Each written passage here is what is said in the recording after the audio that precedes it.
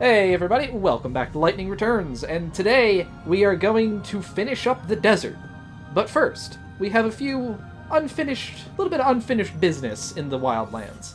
If by business we just mean turning in some more or less utterly generic side quests, then yes, we have such business. Yay for side quests. So who are you? Hey, hi everyone, I'm Edmund. Thanks for having me. I guess it's our pleasure. I know that seems a bit premature at this point, but you know, I'm gonna be optimistic. I hope you can make everyone. You kind of have to be when Chocolina's on the screen. Okay, I got a confession to make. Here at home, Chocolina is actually a brand of chocolate cookies. So every time I've heard a name, I've been laughing my ass off. Huh. That must be quite dissonant for you. Sounds weird. But to be quite honest, the character itself has grown on me throughout the games. Family? I do, That I don't get. Like I told you. I don't know, it's like the first time I actually saw the model, I went like, okay, no, why is this happening?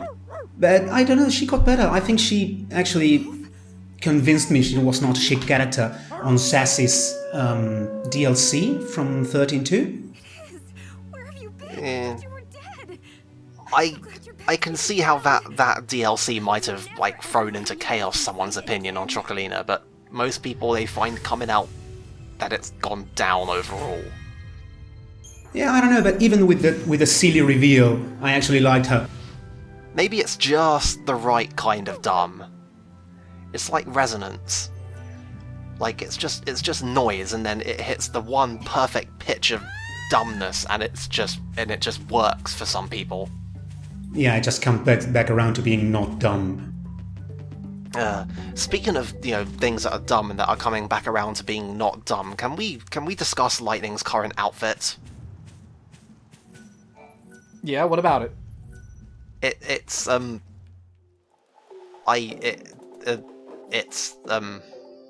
Well, yeah.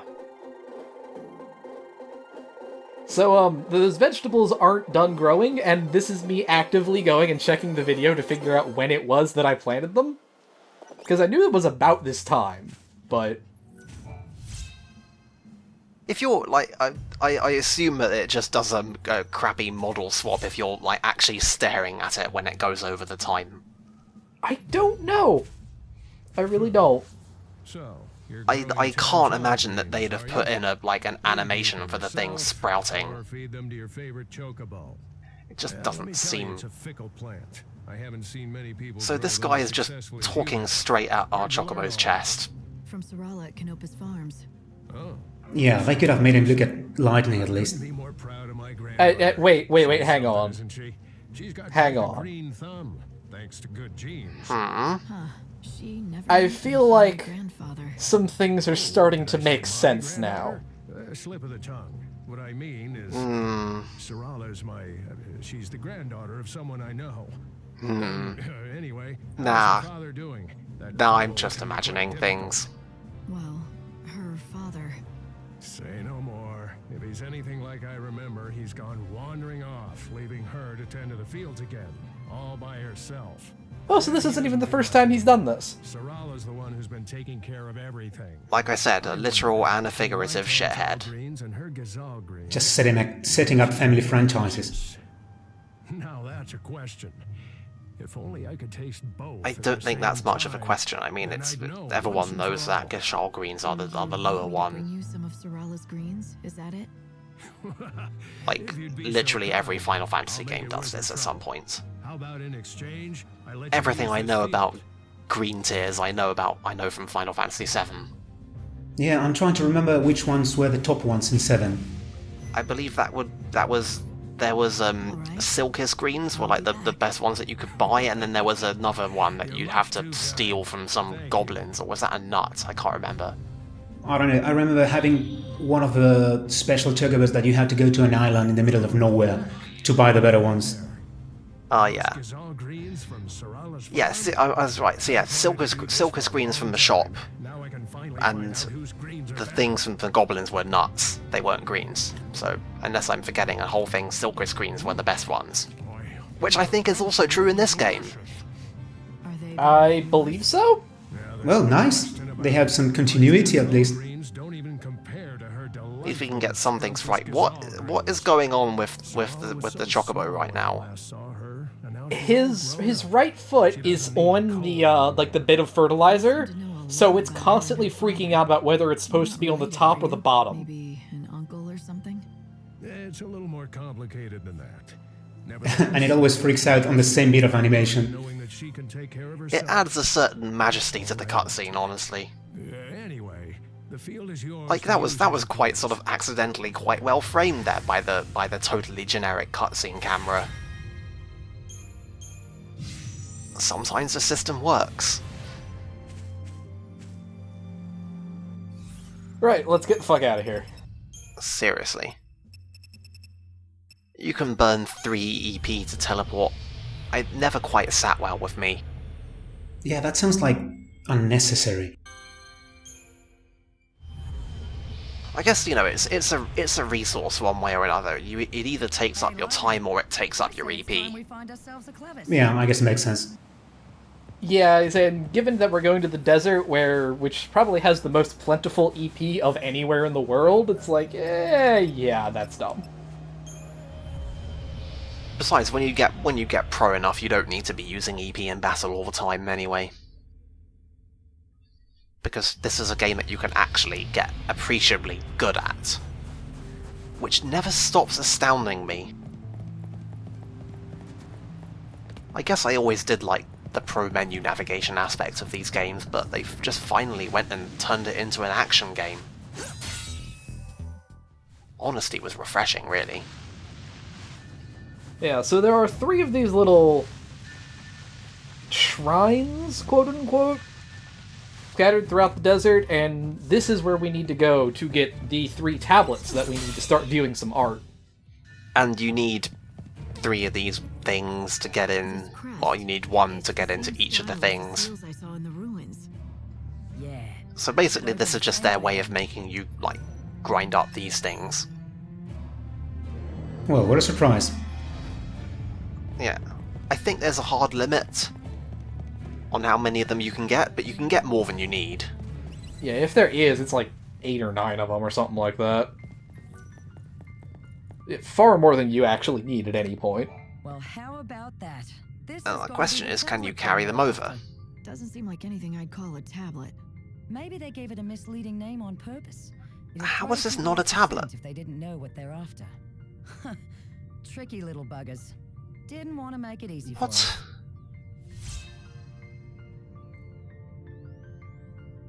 Every single part of that conversation was dumb. Yeah, that was weird. Right, and on the way out, it spawns a whole bunch of these skeletons that you get to fight your way through. And like some of them are just the objects that you can break. But some of them are enemies. So, you know, have fun dealing with that. Fortunately, we got help. Yeah, so this fight here is pretty much why you do not use area sweep. Why don't you use area sweep? Well, I mean, on the most basic level, it's because it's blitz that doesn't move you towards the enemy, but it's got a lower. It's worse in every way. It's got a lower attack multiplier, and like I said, it doesn't move you. It's really bad in general. Yeah. Oh hey, more outfits. What's our setup anyway? We've changed again. Yeah, it's Cyber Jumpsuit, Purple Lightning, and the Primavera. I can deal with that. That's a workable setup. We're up to 5 EP already. Can you actually change Fang's outfits at any point? Nope. That's a hell of a missed opportunity there. It's the kind of thing that I imagine like modders would have fixed at some point, because it's the kind of thing that modders can fix. But there haven't really... The problem with that is that there haven't really been any other models for Fang, like, ever. Ah, yeah, so you cannot swap it over. Yeah, so it's not just a simple case of... They basically have to cheat and swap it out with another character entirely in order to get it to work, and it would just be a bit weird, and yeah. Modding, man. It's not easy. Yeah, and it's kind of rabbit holey.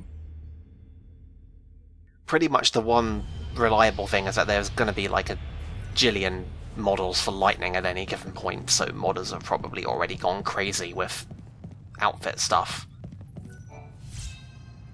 You know, I never actually did look into Lightning Returns mods. I have no idea what they've done, if anything. Seems worth looking into. Oh, that's a fun weekend project. If anything, I really hope that they can like take a couple of existing outfits and just make them properly color editable. Like, if I have a single gripe with the dress-up doll aspect of this game, is that there's a bunch of outfits that just... They have, like, color sliders that are so weirdly specific in what they change that they basically just don't do anything, and you can't change the appearance of an outfit, and you can't coordinate it with weapons, and it really bugs me when you can't coordinate your outfit with your weapons. Like, come on. What do you think we're even playing this game for? Well, but you can change the color in this little trim in the shoes that nobody's going to ever notice. I think Primavera, but the you know the one I mean, the green hunting one with the hat is a prime offender. Yeah, it's like, I think you can change basically the different accents, but none of the actual core bits of the outfit. As I recall, it has a single slider that changes like one little sash on it. And absolutely everything else is like hard-coded to be the weird green mess. Yeah, that's kind of... What? I don't know what happened there, but... Yeah, so I went to pick up the thing, but, like, right as I was picking up the thing, he started to attack me, and I couldn't get the weapon out fast enough. But then apparently you did pick it up, and then it attacked you, and... Yeah. I want to know what on them is moving when you walked up to them. They were animated somehow. But I don't know if it was like a... See, look, they're doing it now. It looks like there's a... Oh, and actually, I think that was background, I don't know. Like, some of them, like, there are different skeleton models, and some of them have, like, these little cloth bits. And then some of them are like, literally just skeletons, so... Yeah, but I think it's the sand falling in the background. But it's like, it's really specific, and it's always on the skeletons, and it's always on. Like, weird graphical stuff happens in this game. Like, just then, did you see that shadow crop up as we walked towards the entrance? That was weird. I don't know what's going on there. There's probably some weird stuff going on behind this game's day-night cycle. I would imagine. This is not... Like I said, none of the 13 games are particularly well put together, so, you know... It's Crystal Tools. They probably had to, like, go to make it do some gymnastics to get it to do basically anything that's core to this game. Like, honestly, we can appreciate this game for just it being a development miracle that they actually managed to make any of it work with the tools that they had.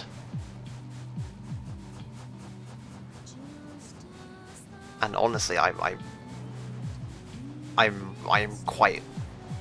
I don't know how to feel about 15. How that's been going on development-wise. I really hope that they've got their pipeline shit together this time. Because, you know, they're basically staking everything on 15 now. I'm kind of cautiously optimistic about 15 because I really want to play another Final Fantasy game again. But at the same time, I'm really scared it's going to be like 13, the first one. And I mean, there's been a bunch of like weird specific stuff has come out about it. Like, they had that announcement that the first half of the game is going to be open world and the second half is going to be linear. Like, that's a hell of a thing to just announce. Right, and you say, this is about the point that I realized I was going the completely wrong direction. Good work. Good work. This desert is huge and kind of like... I don't want to say featureless, because that's not quite right, but it doesn't quite have the perfect environment design that's necessary to have large areas work in video games and make them navigable. So just bland. It's kind of like... It's kind of like within each... Like, the different areas of the desert are fairly well laid out, but within each area, they're kind of samey and nondescript. So, a perfect counterexample, at least the first one I can think of, is The Witness. It's a big, huge island that you walk around. It's got all these areas, and there's basically a big blob of stuff, and yet absolutely every single scrap of explorable land is appreciably and memorably different. And even if you're not really good at, like, navigation, you can still find, you can just effortlessly feel your way around. You don't even have to try. It works. It's good environmental design. And it's the exact opposite of this area. I mean, this area isn't even that bad in that sense, but it's not great. If you need someone to rush in and hack away at enemies, This has been your game design lecture for the day. Thankfully, that was the last of the tablets, so now we can head back to the ruins and start appreciating the shit out of some art. We're going back to the actual plot now that we've stopped our fetch quest to do another fetch quest. Lest we forget, the main plot in this area is literally a fetch quest. We're going to get the thing for Fang. Yeah, I was about to say. And this is while putting on hold the other fetch quest for Zaz. It's like, hey, you've like engaged with this area and you've done the mechanics and you've gone down here and you've gotten to the place. Okay, now stop. Walk the fuck back out. Go explore this area and go find these 3 things in these 3 random places, because it's going to be very exciting for you. We are really great at video game design, you guys.